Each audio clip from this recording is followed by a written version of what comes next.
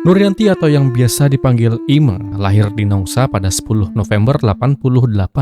Ia adalah seorang wanita berusia 29 tahun belum menikah dan merupakan anak kedua sekaligus anak bungsu dari dua bersaudara. Ayahnya bernama Pak Cungking sementara ibunya bernama Siti Aminah. Pendidikan terakhir Ima adalah SMA. Ima dikenal aktif bekerja dan terbiasa hidup mandiri. Orang rumahnya yang tinggal di Batam pernah bilang kalau Ima itu jarang pulang dan sulit untuk diberitahu. Ima sangat tertarik dengan industri pariwisata, walau kadang minatnya itu berhaluan dengan orang tuanya. Kendati demikian, dunia wisatalah yang mengarahkannya, dunia yang membentuknya menjadi tanda kutip orang yang sesungguhnya. Dalam perjalanan hidupnya, Ima pernah merantau hingga ke luar negeri, termasuk ke Australia, Singapura, dan Selandia Baru. Selain negara-negara itu lebih lanjut, Ima juga sering bermobilisasi di daerah tengah atau timur Indonesia, seperti di Bali dan Labuan Bajo. Pengalaman itu membentuk karakternya sebagai pribadi yang terbiasa beradaptasi, bekerja, dan bertanggung jawab di lingkungan yang berbeda-beda. Dalam hari-harinya, Ima dikatakan bekerja di sebuah perusahaan pembuat kapal wisata yang berkantor di daerah Nangga Kantor. Tugas utamanya adalah mengurus dan berbelanja perintilan kebutuhan kapal wisata yang beroperasi di Labuan Bajo. Jika ada tugas, biasanya Ima akan pergi ke Labuan Bajo untuk berbelanja kebutuhan kapal seperti AC, cat, dan lain-lain. Pekerjaan ini menuntut ketelitian dan mobilitas yang tinggi, serta kemampuan mengatur logistik serta kebutuhan operasional kapal. Nah, dari kemampuannya inilah yang kemudian menjadi pertimbangan perusahaan tempat di mana Ima bekerja, untuk kemudian mengangkatnya sebagai manajer lapangan, sebuah posisi yang sungguh diimpikan oleh para penanti janji 19 juta lapangan pekerjaan.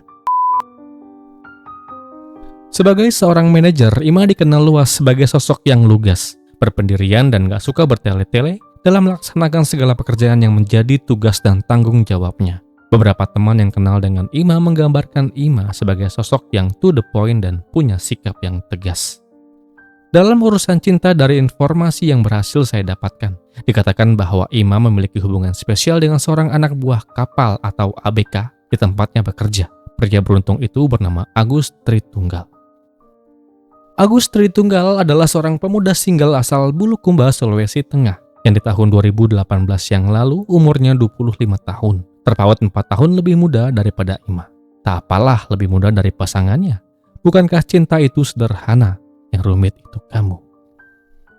Hubungan pacaran yang dijalani keduanya bermula dari intensitas tatap muka yang tinggi di atas kapal. Agus si ABK hampir tiap hari berada dalam satu ruang lingkup kerja yang sama dengan Ima. Dalam banyak kesempatan, Agus sering mendapati fokus kerjanya terganggu karena kehadiran Ima sebagai manajer kapal yang kerap beraktivitas di sekitarnya. Saat itu ketertarikan Agus muncul dengan perlahan. Ia terpikat pada sosok Ima, terutama pada penampilannya yang hitam manis dan caranya membawa diri. Dari pertemuan-pertemuan singkat di atas kapal itulah rasa tertarik Agus terhadap Ima mulai tumbuh dan mulai berkembang. Begitupun juga sebaliknya, namun ada bedanya. Ima cukup lambat merespon perasaan yang dimiliki oleh Agus. Dibutuhkan usaha dan pendekatan yang berulang kali dari Agus, hingga akhirnya ia berhasil mendapatkan cinta dari Ima. Cinta akhirnya bersemi di awal tahun 2017, ketika pendekatan yang dilakukan oleh Agus selama ini mulai membuahkan hasil, dan Ima pun membuka hatinya untuk menjalin hubungannya dengan Agus Tritunggal.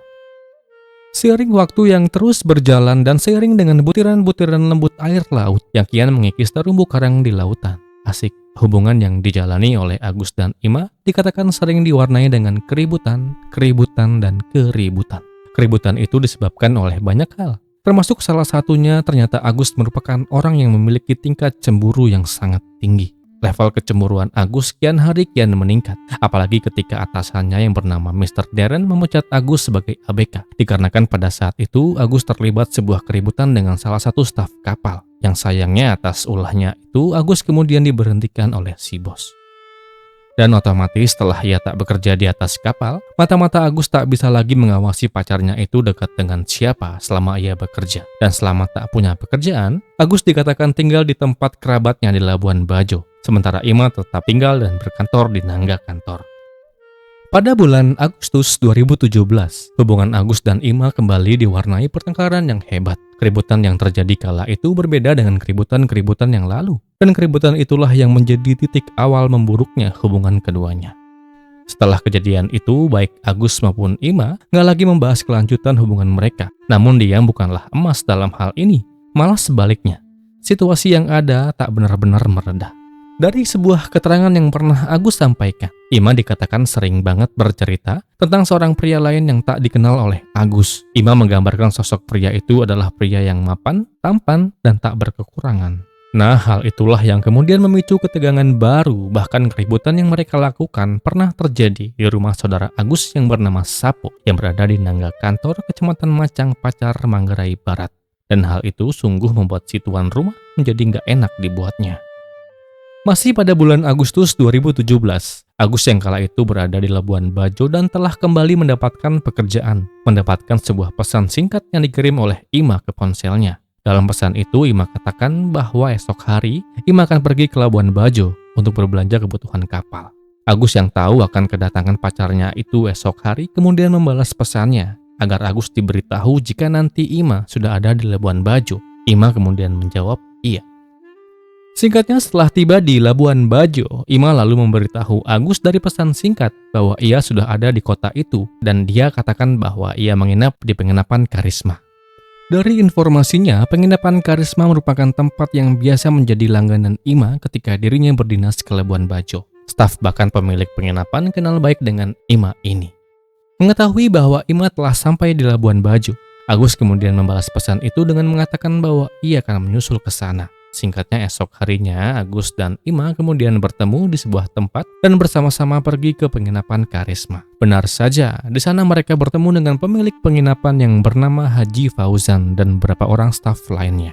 Setelah itu, Agus dan Ima kemudian naik ke lantai 3 dari tangga dan masuk ke dalam kamar nomor 006. Di dalam kamar, Agus langsung saja menanyakan keseriusan Ima dengan berkata apakah ia benar-benar serius menjalani hubungan ini atau hanya mempermainkannya saja. Ima menanggapi pertanyaan itu dengan dingin dan tak banyak membalas.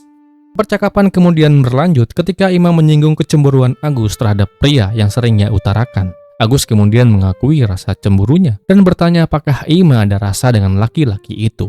Jawaban Ima kala itu tidak memberikan kepastian, yang lalu membuat Agus kembali mengungkit janji mereka untuk menikah. Kembali, Ima hanya diam dan enggan menanggapi topik bahasan di malam itu dengan pacarnya. Setelah percakapan yang pelik itu terjadi, keduanya lalu sama-sama terdiam.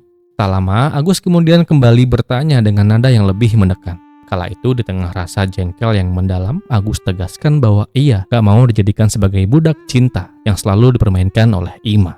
Dan sekaligus Agus katakan bahwa ia gak mau disamakan dengan gigolo. Dan selanjutnya yang terjadi adalah, ya tepat, keributan. Agus yang menahan emosi kemudian keluar dari kamar lalu menuju teras ujung kamar. Beberapa menit kemudian Agus kembali dan masuk ke dalam kamarnya. Di dalam kamar, Agus duduk di atas tempat tidur, sementara Ima berada di samping tempat tidur dalam posisi berbaring. Lagi-lagi dan lagi, Agus kembali menanyakan hal yang sama tentang perasaan, tentang pria-pria itu, dan tentang pernikahan. Sungguh hal itu membuat Ima semakin malas untuk menanggapinya. Nah, dari sikap Ima yang terus saja menghindar pembahasan itulah yang kemudian membuat emosi Agus kemudian memuncak. Dalam emosi yang tak bisa lagi ia kontrol, Agus lalu berdiri dan ia dorong tubuh Ima hingga terbaring di atas tempat tidur. Agus kemudian naik dan duduk di atas perut Ima dan dalam kegelapan matanya, Agus lehernya dengan satu tangannya. Ima sempat berontak dan berusaha melepaskan sergapan dengan memegang tangan Agus. Namun Agus tak menghentikan tindakannya dan kembali mencekat jalur napas Ima. Kali ini dengan menggunakan kedua tangannya. Saking kuatnya Agus mencekat jalur napas Ima, sampai-sampai tanpa Agus sadari tubuh Ima kemudian semakin melemah. Wajahnya membiru dan nafasnya berhenti. Saat itu Ima telah dipanggil Tuhan yang Maha Kuasa. Saya ucapkan duka yang mendalam. Agus yang kaget ketika tahu bahwa Ima lemah dan lunglai, segera ia cek pernapasan Ima dengan mendekatkan jarinya ke hidung Ima. Namun dia tak merasakan hembusan nafas. Sontak hal itu membuat Agus kemudian menangis jadi-jadinya, mencium dahi Ima, meminta maaf, dan mengkumandangkan azan di telinga Ima. Dalam kondisi panik, Agus bingung tentang apa yang harus ia lakukan terhadap jenazah Ima. Setelah berpikir, Agus memutuskan untuk menggunakan karung sebagai wadah tubuh Ima yang telah mulai kaku itu. Tak mau berlama, segera ia keluar dari penginapan dan membeli 2 buah karung di toko Surya Jaya dengan menggunakan ojek, lalu kembali ke penginapan Karisma. Setibanya di kamar, Agus mengangkat tubuh Ima ke dalam kamar mandi, mendoakannya dan memandikan tubuhnya. Setelah itu, Ima diangkat kembali ke tempat tidur dan dipakaikan pakaian yang layak, dan Agus kembali membisikkan azan di telinga Ima. Setelah selesai, tubuh Ima lalu dimasukkan ke dalam karung yang telah ia beli dan ia ikatkan bagian atasnya dengan tali rapia. Dengan mengendap, Agus pikul tubuh pacarnya itu dalam karung itu ke halaman parkir penginapan. Yang kala itu telah pula Agus sewakan sebuah sepeda motor yang akan ia gunakan untuk mencapakan tubuh Ima.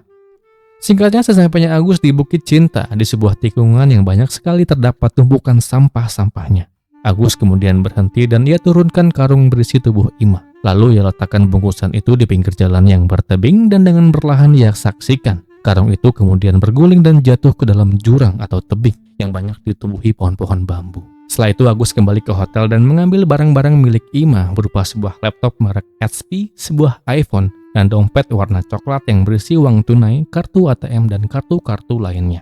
Barang-barang itu kemudian dimasukkan ke dalam tas milik Ima dan dibawa keluar menuju pelabuhan Pelni, Labuan Bajo.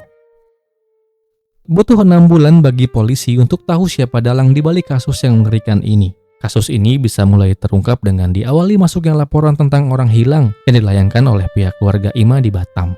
Orang tuanya panik kala itu, tatkala pula teman-teman kantornya juga merasa kehilangan Ima berbulan-bulan lamanya. Dan puncaknya adalah ketika seorang pencari kayu bambu yang bernama Gregorius tak sengaja menemukan bungkusan karung yang berisi manusia pada Jumat 3 November 2017. Temuan itu segera ia laporkan dan berbuah penyelidikan.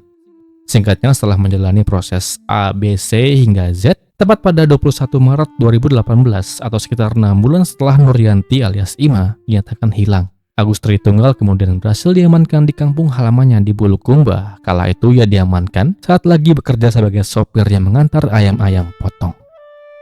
Agus tak bisa banyak cakap ketika ia dikonfrontir dengan barang-barang bukti dan saksi yang ada. Agus kemudian ditetapkan menjadi tersangka dan terjerat dengan pasal penghilangan nyawa 338 dan 339 dengan ancaman hukuman 15 tahun penjara. Di dalam persidangan yang kemudian diadakan di Pengadilan Negeri Labuan Bajo, melalui majelis hakimnya kemudian menjatuhkan vonis kepada Agus Tritunggal dengan hukuman